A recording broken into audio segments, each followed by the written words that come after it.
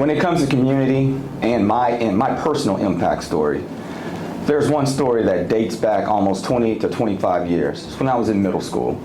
And we had a young man that wasn't liked by a lot of the other kids. He didn't have a lot of friends. I didn't have any athletic prowess.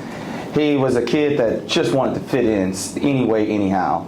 And I asked him to join our football team for a pickup game of football for PE.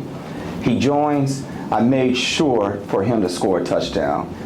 And the impact of that it wasn't for me, but it was more so for him. And I thought it went unnoticed, but until a week or 2 weeks later, the coach, PE coaches came by, stopped me randomly and said, "You're a good man. We saw what you did for that kid, and we saw your teammates challenging you and battering you down. Like, why am I not throwing it to them? And why aren't you not throwing it to them?"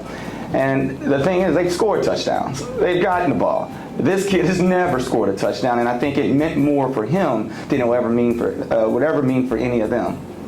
So that's my impact story. As far as community is all of us. We all need to join in a collective effort to build community. We're only going to be as strong as the community around us. So what I tell my kids and I tell all my closest friends is you surround yourself with good people with good intentions.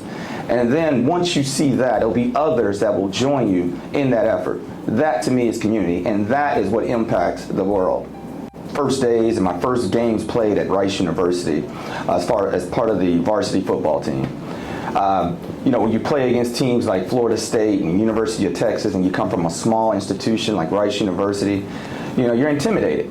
You've seen Florida State's, on TV every weekend. You see the University of Texas on TV every weekend.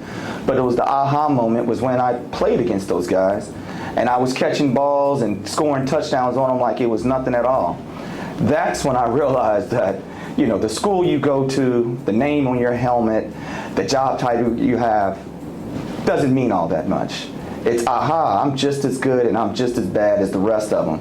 So at that point, I realized that's where I can now take over in my career, my professional self, and realize it doesn't matter what school, what piece of paper you have, what your job title is. I'm just as hard and I'm just as cold as you. I would want to leave as my legacy for all of the other athletes and youth coming behind me. I want to tell them that to work hard and continue to have the effort, because working hard doesn't guarantee success. Working hard and putting in a lot of effort doesn't guarantee you anything. Success, those opportunities are given to you. And we're all going to get an opportunity, and we have all blown opportunities. So what I would tell you is you work hard and you put in the effort, so when that opportunity comes, you're ready.